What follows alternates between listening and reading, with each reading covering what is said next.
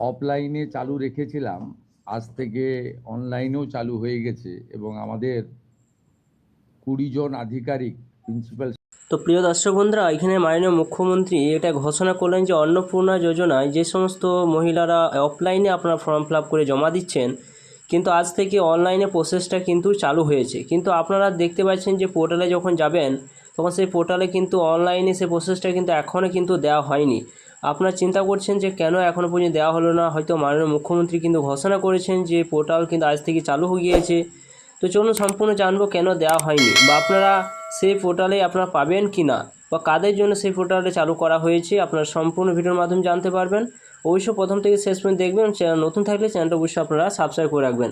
এখন এই পোর্টালে যখন আপনারা আসবেন তো দেখতে পাবেন যে এখানে কিন্তু যে অপশানগুলো রয়েছে সেই অপশানগুলোই কিন্তু রয়েছে, কিন্তু অনলাইনে এখনও পর্যন্ত সে আপডেটটা কিন্তু দেওয়া হয়নি। কিন্তু মাননীয় মুখ্যমন্ত্রী কিন্তু ঘোষণা করছেন যে আজ থেকে কিন্তু পোর্টাল চালু করা হয়েছে। যে সমস্ত মহিলারা হয়তো অফলাইনে আপনার অ্যাপ্লিকেশন করছিলেন, কিন্তু এবার অনলাইনে আপনার অ্যাপ্লিকেশন করতে পারবেন।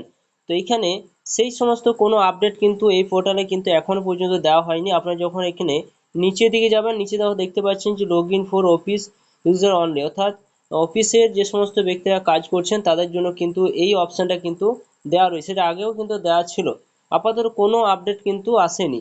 তো সম্পূর্ণ জানবো কেন দেওয়া হয়নি, কি কারণবশত এখনও পর্যন্ত আপডেট দেওয়া হয়নি, বা আপনারা অনলাইনে আপনার অ্যাপ্লিকেশন করতে পারবেন কি না। তো চলুন সম্পূর্ণ আলোচনা করা যাক। আমি যতদূর জানলাম বা যেটা জানতে পারলাম যে কাদের জন্য অনলাইন পোর্টালটা চালু করা হয়েছে, পাবলিকের জন্য না কোনো অফিসে যে সমস্ত স্টাফ রয়েছেন তাদের জন্য। তো সম্পূর্ণ আপনারা জানতে পারবেন। তো দেখুন, যেটা বলা হয়েছে যে অন্নপূর্ণা যোজনায় আবেদন করতে ইচ্ছুকদের জন্য বড় আপডেট, অফলাইনের পর এবার অনলাইনও শুরু হয়ে গেল আবেদন প্রক্রিয়া। আজ থেকে নির্দিষ্ট সরকারি পোর্টালের মাধ্যমে আবেদনপত্র ডাউনলোড, পূরণ এবং জমা দেওয়ার সুযোগ কিন্তু মিলছে।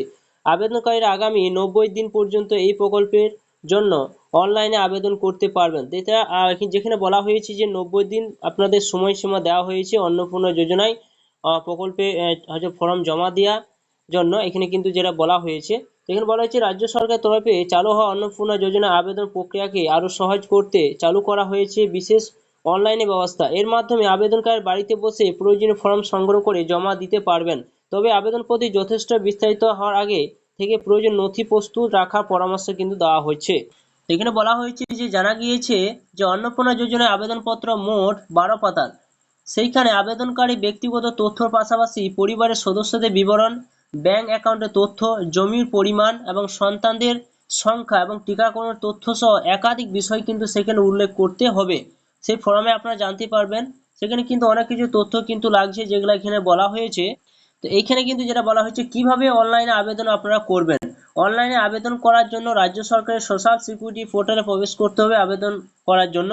তো সেইখানে আপনারা এই পোর্টালে যখন আসবেন, ওয়েবসাইটে যখন যাবেন, পোর্টালে গিয়ে প্রথমে নিজের পছন্দের ভাষা আবেদনপত্র ডাউনলোড করা যাবে। অর্থাৎ আপনি বাংলাতে সেই ফর্মটা ডাউনলোড করতে পারেন, ইংলিশেও করতে পারেন, হিন্দিতেও করতে পারেন। এরপর মোবাইলে মোবাইল নাম্বার দিয়ে রেজিস্টার সম্পূর্ণ করতে হবে। কিন্তু কোনো মোবাইল নাম্বার দিয়ে আপনার সম্পূর্ণ করার কোনো প্রয়োজন নেই, শুধু আপনারা গেলেই কিন্তু সেই ফর্মটা ডাউনলোড করতে পারবেন।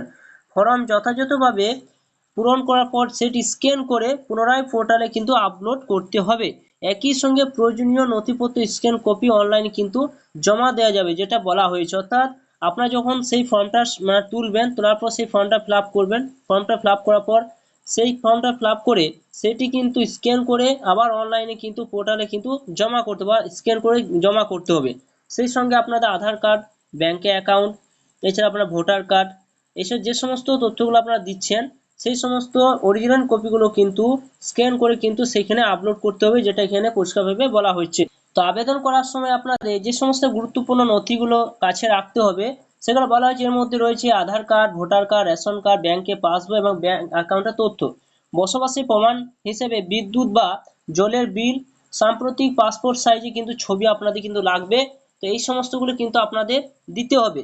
এদিকে 12 পাতায় আবেদনপত্র ঘিরে ইতিমধ্যে বিভিন্ন মহলে প্রশ্ন বিভ্রান্তি তৈরি হয়েছে। অনেকে ফর্ম পূরণের জটিলতা নিয়ে উদ্বেগ কিন্তু প্রকাশ করেছেন। তবে এই বিষয়ে মুখ্যমন্ত্রী শুভেন্দু অধিকারী স্পষ্ট বার্তা দিয়েছেন। তার দাবি, আবেদনকারীদের বিভ্রান্ত হওয়ার কোনো কারণ নেই।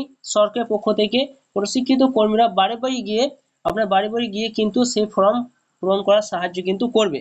কিন্তু এখানে মেন যে প্রশ্নটা হচ্ছে যে মুখ্যমন্ত্রী কিন্তু আজকে যেটা বললেন যে অনলাইনে কিন্তু শুরু হলো, অনলাইনে প্রসেসটা কিন্তু আপনারা যখন সেই সাইডে কিন্তু যাচ্ছেন তখন কিন্তু কোনো আপডেট কিন্তু আসেনি। কিন্তু যতদূর পর্যন্ত জানলাম যে অনলাইন প্রসেসটা কিন্তু একমাত্র পঞ্চায়েত থেকে, ব্লক থেকে বা এসডি অফিস থেকে যে সমস্ত স্টাফরা মানে কাজ করছেন এই অন্নপূর্ণা যোজনার নিয়ে, তো সেই সমস্ত ব্যক্তির জন্য কিন্তু সেই পোর্টালটা তারাই কিন্তু তাদের ইউজার আইডি পাসওয়ার্ড দিয়ে কিন্তু তারা ওপেন করবেন। এরপর আপনারা যখন সেই ফর্মটা ফিল আপ করবেন, ফিল আপ করার পর আপনারা যে সমস্ত ডকুমেন্টসগুলো সেই ফর্মের সঙ্গে অ্যাটাচ করে আপনারা পঞ্চায়েত হোক বা ব্লকে সেখানে যখন জমা করবেন, জমা করার পর সেইখানে যে সমস্ত ব্যক্তিরা কাজ করছেন তারাই কিন্তু সেই পোর্টালে গিয়ে আপনাদের সেই আবেদনপত্রগুলো আপনাদের সেই পোর্টালে কিন্তু স্ক্যান করে আপলোড করবে।